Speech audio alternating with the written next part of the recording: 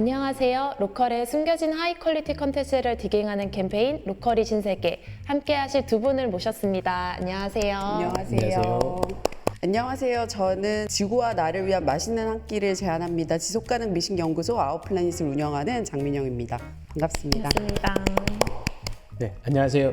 김해 시민의 문화를 책임지는 김해문화관광재단의 문화도시팀 파트장 양성훈입니다. 반갑습니다.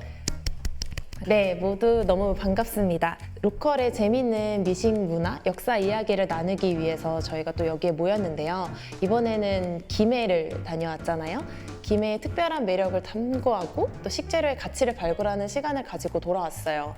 이번 필드 트립 어떠셨나요? 네, 언제나처럼 너무 좋았는데요. 처음에는 이제 가시는 분들이 김해에 뭐가 있지? 낙동강? 김해평야? 막 이러다가 너무 맛있는 것도 많고 재밌는 것도 많다고 엄청 좋아하셨고, 특별히 이번에 오신 분들 중에는 부산 분들이 계셔가지고 또 저도 많이 배우고 오는 시간이었습니다. 너무 좋았죠. 특별히 이번 기간에는 축제가 좀 여러 가지가 열리고 있었어요. 뒷고기 페스타 그리고 문화재 야행 등 좀 재밌는 축제들이 많았는데 한번 소개해 주실 수 있을까요? 네, 김해를 대표하는 축제가 4가지에서 5가지 정도 있는데요. 첫 번째로는 수십 년의 역사를 자랑하는 가야문화축제가 있고요. 김해 특산물을 바탕으로 이루어지는 진영단감축제, 그리고 김해 분청 도자기 축제, 그리고 가을밤 문화유산의 정취를 느낄 수 있는 문화유산 야행, 그리고 최근에 저희가 이제 김해 뒷고기 푸드 페스타라고 해서 새롭게 조금 밀고 있는 축제들이 있습니다. 너무 재밌는 축제들이 많은 것 같습니다. 김해를 좀 잘 모르시는 분들을 위해서 좀 지역적 특색에 대해서 한번 이야기를 나눠볼까 해요.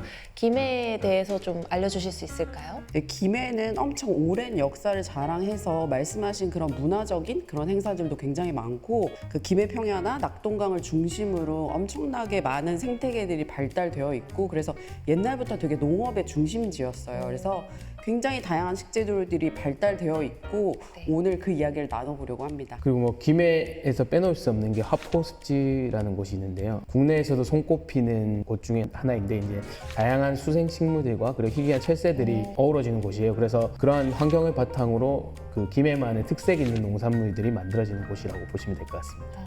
그리고 김해는 가야의 역사가 깊게 깃들어 있다고 들었어요. 좀 이거에 대해서도 설명 한번 부탁드릴게요. 김해는 김수로왕으로 잘 알려진 금강과야를 중심으로 발달했던 국가와 도시 중에 하나인데요. 김해에는 아까도 말씀드린 김수로왕릉도 있고요. 그리고 이번에 2024년 세계문화유산에 등재된 대성동 고궁군이라는 곳도 있습니다. 그리고 김해는 좋은 흙, 그리고 물, 그리고 땔감으로 쓰는 나무들이 많이 있었어요. 그래서 천년 전부터 도자기가 굉장히 유명했던 마을 중에 하나이고, 분청도자기가 가장 유명한 곳으로 있습니다. 그래서 김해에는 100여 곳이 넘는 이제 요장들이 존재해서 도자기 마을로서도 위상을 떨치고 있습니다. 너무 그래서 멋있네요. 네. 저희 만들었었잖아요. 오, 맞아요. 엄청 금손. 진짜 잘 만드셔가지고. 말씀 주셨다시피 저희가 또 재밌는 체험도 하고 왔었는데요. 요즘에는 여행하면은 체험 그리고 숙소 경험 이런 게 빠질 수 없잖아요. 좀 추천해 주실 만한 숙소 한번 말씀해 주실 수 있을까요? 김해 하면은 이제 김해 한옥 체험관이라는 곳이 있습니다. 이제 한옥에서 숙박을 할 수 있는 것도 물론이고, 최근에는 이제 유정수라고 하시는 유명한 공간 디자이너께서 직접 연출하신 명월이라는 카페가 굉장히 인기를 끌고 있고요. 김해 가꿈이라고 하는 또 신진 작가들을 대상으로 하는 저희 브랜딩이 하나 있습니다. 그래서 실제로 굿즈까지 구매하실 수 있는 좋은 기회가 될 것 같습니다. 굿즈 구매하고 왔죠. 저희가 체험과 또 숙소 이렇게 얘기해봤으니까 또 미식 빠질 수 없죠. 또 김해 음식들이 굉장히 맛있는 것들이 많더라고요. 또 미식에 일가견이 있으시니까 한번 추천해 주실 수 있을까요? 이 많은 것들 중에 뭘 드실까라고 생각했을 때 화포습지 아까 말씀을 하셨는데, 거기에서 오는 독특한 음식 문화가 있어서 꼭 한번 드셔보셨으면 좋겠다 해서 화포 매깃국을 같이 갔었어요. 네. 그래서 처음에는 제가 매깃국이라고 하니까 이제 다들 매기 매운탕 뭐 딴 데서도 먹지라고 생각하셨는데 딱 보자마자 사람들이 다 놀라시더라고요. 맞아요. 신기했어요. 예전에는 그 화포습지에 어부님들이 직접 잡아가지고 그렇게 음식 문화가 발달했다고 하더라고요. 화포 습지가 좀 생태계 보존 측면으로도 중요하다고요. 말하자면 습지는 육지의 종다양성을 가장 많이 볼 수 있는 것 중에 하나예요. 바다로 치면 갯벌 같은 거라고 생각하시면 되거든요. 그래서 이게 얼마나 유지되느냐에 따라서 이 생태계의 종다양성이 얼마나 잘 보존되느냐, 환경적으로 굉장히 중요하기도 하고, 사실은 옛날에 이런 다양한 종들이 우리의 식재료가 되기도 했었거든요. 그래서 우리의 먹거리가 잘 지켜지는 그런 문제와도 직결되면서 지구 환경과 그리고 동물권으로도 쭉 이어지는 굉장히 중요한 곳이기도 합니다. 되게 재밌고 기억에 남았던 또 음식 중에 하나는 동상시장에서의 칼국수였어요. 칼국수 타운은 이제 칼국수 집들이 쭉 모여 있어요. 김해가 이렇게 밀가루 음식, 그러니까 국수 문화가 되게 발달하기도 했고 또 이거 송칼국수로 밀어주시거든요. 오, 그래서 맞아요. 엄청 그러시더라고요. 탱글탱글하고 조금 재밌는 거는 당면을 같이 넣어서 주세요. 네. 그러면 저는 사실 여러분들과 함께 가기 전에 혼자 가가지고 해장을 했었는데 국물도 너무 시원한데 이 씹는 느낌이 너무 좋은 거예요. 그래서 손칼국수 쫄깃쫄깃하고 그리고 그 당면은 통글통글하고 그래서 입안에서 느껴지는 그 재미? 동상시장 가면 칼국수. 오래전부터 옛날 할머니들이 하신 데라 여기는 오래됐어. 매일매일 우리가 반죽하고 해가지고 이렇게 이제 냉장고에 넣어 놓지 이렇게. 딱. 오늘 한 거 봉지 이렇게 하루 숙성시켜. 그야말로 수작업. 또 그 칼국수 타운이 있었던 동상시장에는 외국인 거리가 있었잖아요. 거기도 가봤었는데 되게 이국적인 풍경과 재밌는 경험들을 할 수 있었는데 이거에 대해서 한번 이야기해 주실 수 있을까요? 네, 원래 동상동은 사실 김해에서 굉장한 번화가 중에 한 곳이었습니다. 그러다가 이제 2010년부터 외국인 분들이 거주하기 시작하면서 이제 뭐 우즈베키스탄 분들, 필리핀, 베트남, 중국까지 이제 다양한 분들이 계세요. 그래서 실제로 거기에서 커뮤니티가 워낙 잘 돼 있어서 자기들끼리는 피를 주고 거래를 한다고 할 정도로 외국인 분들에게는 굉장한 커뮤니티가 이루어져 있는 곳이라고 볼 수 있습니다. 저는 개인적으로 예전에 친구랑 동상동 외국인 거리에 갔었는데 한 8차인가 10차까지 했어요. 근데 다 다른 나라 음식을 먹었어요. 그것처럼 실제로 우리가 뭐 쉽게 볼 수 있는 뭐 태국, 베트남 이런 음식들도 있고 스리랑카, 중동의 음식들도 굉장히 많고 길거리에 그런 빵들도 심심찮게 볼 수 있고 슈퍼마켓도 엄청 잘 돼 있어요. 그리고 딱 구미가 당기게 한 거는 그 식재료인데요. 네. 한국에서는 진짜 절대 못 보는 그런 스리랑카 식재료가 있는 거예요. 너무 좋아서 셰프님이랑 막 흥분을 해서 이번에 이런 것들을 선보일 수 있겠다 막 그랬는데 이거 수입되는 거 쓰는 거는 로컬의 신세계가 좀 맞지 않지 그쵸. 않나라고 네. 생각했는데 여쭤보니까 주변에서 다 재배를 하시더라고요. 그래서 정말 로컬에서 재배하는 외국의 식재료를 만나볼 수 있는 가장 좋은 곳이라고 생각이 들었어요. 특히나 이제 민영 대표님께서 항상 말씀하시는 이제 식재료의 다양성 그리고 그게 지구에 미치는 영향 이거에 대해서 한눈에 볼 수 있었던 느낌이었달까요? 그래서 되게 기억에 많이 남고 좋았던 곳이었던 것 같습니다. 그리고 이제 여행의 피날레는 역시 저녁이죠. 또 저녁으로 어떤 걸 먹으면 좋을까요? 네, 김해에선 저녁에 꼭 드셔야 하는 메뉴가 있는데요. 바로 김해 뒷고기입니다. 김해 뒷고기가 김해 구미 중에 하나로 손꼽히고 있는 음식이기도 하고요. 김해에서는 정말 신선하고 다채롭게 흔하게 접할 수 있는 고기입니다. 정말 생각하자마자 이제 배가 고파지는데요. 사실 뒷고기는 김해 뒷고기라고 그냥 김해가 아예 붙을 정도로 그냥 고유명사처럼 쓰게 됐는데 그 정도로 김해에서 돼지고기가 많이 나오기도 했고 뒷고기 문화가 시작된 곳이기도 해요. 그래서 뒷고기라는 거는 예전에 이 도축을 한 다음에 이렇게 부위별로 정형을 하거든요. 네. 근데 그 정형이 기술이 아주 발달하지 않았을 때 좀 짜투리 남은 것들을 뒤로 빼돌려가지고 먹었다는 이야기도 있고 혹은 너무 맛있어서 우리들만 먹자 해가지고 뒤로 빼돌려서 먹었다는 이야기도 있고 되게 재밌는 이야기들이 많아요. 그래서 뭐 말하자면은 막 삼겹살, 목살, 뭐 뒷다리살처럼 부위가 그냥 뭉텅이 나오는 곳이 아니라 다양한 부위들, 짜투리라고 예전에는 했지만 지금은 특수 부위, 네. 그런 것들을 이제 뒷고기 문화가 형성됐다고 생각하시면 돼요. 좀 되게 재밌는 설들이 많은 음식이네요. 특히 이렇게 소위 특수부위라고 하면 서울에서는 좀 비싼 가격에 소비가 되는데 김해 뒷고기는 약간 100g당 한 5,000원에서 6,000원 정도 사이로 되게 저렴하게 형성이 되어 있더라고요. 그래서 더 마음이 가고 손이 갔던 것 같습니다. 특히 김해에는 국내 최대 도축장이 있어서 되게 이런 신선함도 남다른 것 같아요. 네, 김해는 사실 근교도시인 부산이 공업화로 빨리 발전이 되면서 이제 축산업이 발달한 도시입니다. 네. 그래서 양돈 규모로는 경남에서 1위를 차지하고 있고요. 그리고 이제 양돈 기준 전국 최대의 도축장을 가지고 있습니다. 그래서 국내에서 1일에 4,500마리의 돼지를 잡을 수 있다고 해요. 그 정도로 큰 시설을 가지고 있고 뒷고기는 아마 드셔보셔서 아실 텐데 그런 특유의 식감이 재밌는 네, 맞아요. 부위이기도 합니다. 이제 전체 돼지 얼굴을 사용하는 곳인데요. 어떤 부위는 서걱서걱한 식감, 어떤 부위는 부드럽고 이런 다양한 식감을 즐기실 수 있는 게 아마 매력이 아닌가 싶습니다. 네, 너무 맛있더라고요. 말씀하신 대로 부위가 되게 다양해요. 그래서 뭐 볼살, 콧등살, 뒷덜미살 뭐 이렇게 이름도 되게 재밌는 저희가 들으면 도대체 뭐야라고 네. 생각하는 그런 부위들이 많고 그런 부위들을 좀 다양하게 먹는다는 거는 사실은 제로 푸드 웨이스트 개념과도 되게 맞닿아 있어요.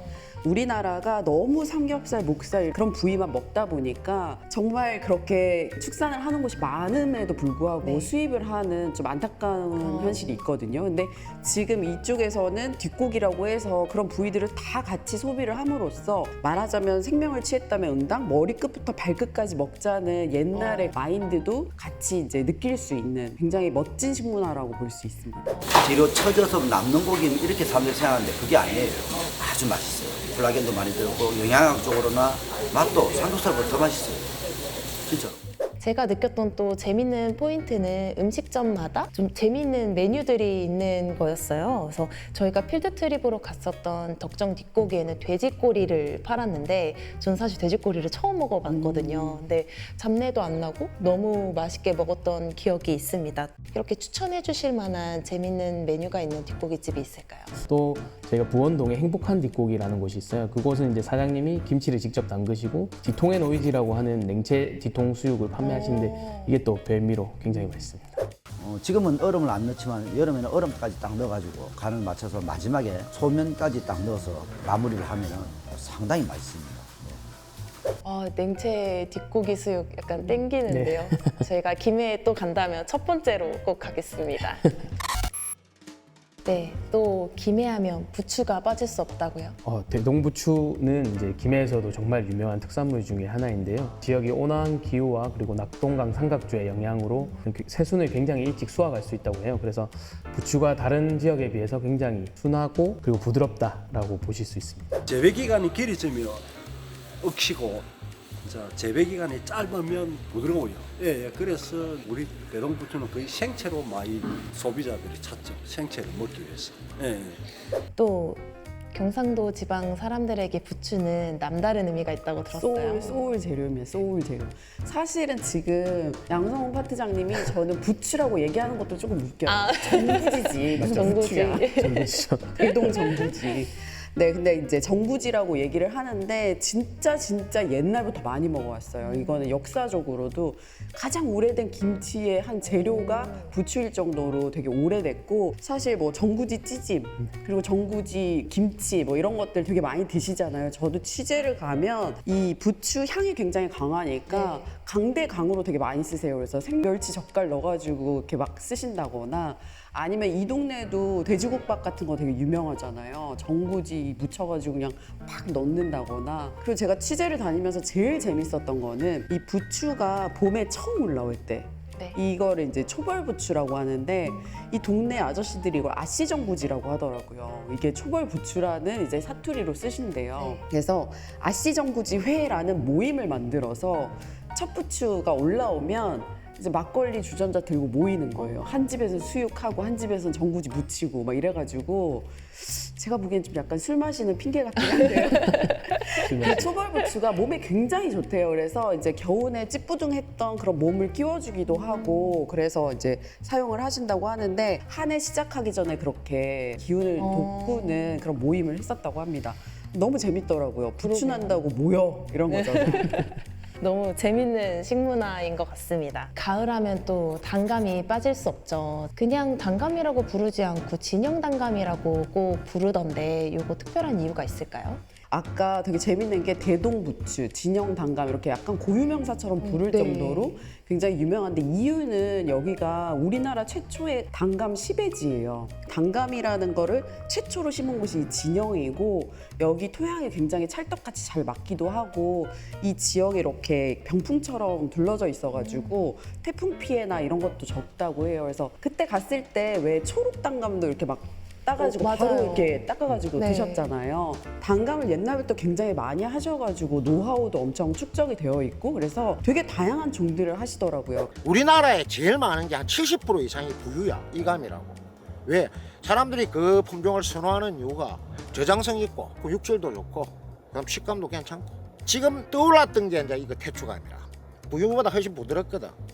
배하고 이 접을 붙이는 그 배 식감이 좀 나거든.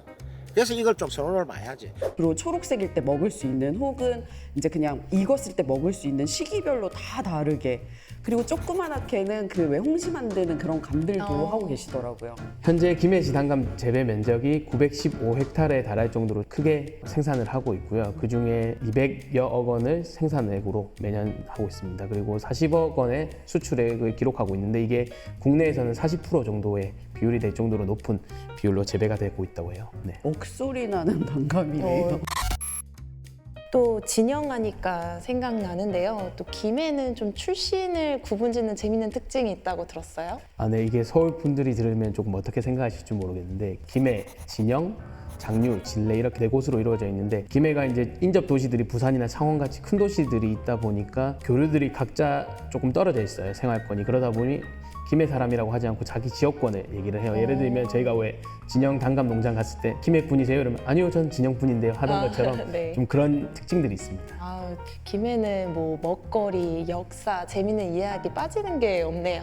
그리고 저희가 동상시장에 갔을 때 봤었던 특별한 게가 있었는데 청게라고 한번 소개해 주실 수 있을까요? 네. 사실 이 청게는 낙동강 하구에서 요즘에 나오고 있어요. 그래서 부산에서 굉장히 미는 식재료이기도 한데 김해랑 부산이 가깝다 보니까 김해 시장에 가면 그냥 무조건 볼 수 있는 그런 식재료이기도 합니다. 그래서 사실은 이게 들어온 유입종이에요. 썰로는 누군가 낙동강 하구에 버렸는데 얘네들이 살아남았다 뭐 이런 이야기가 있어요. 근데 그게 굉장히 신빙성이 있는 이야기라고 하고요.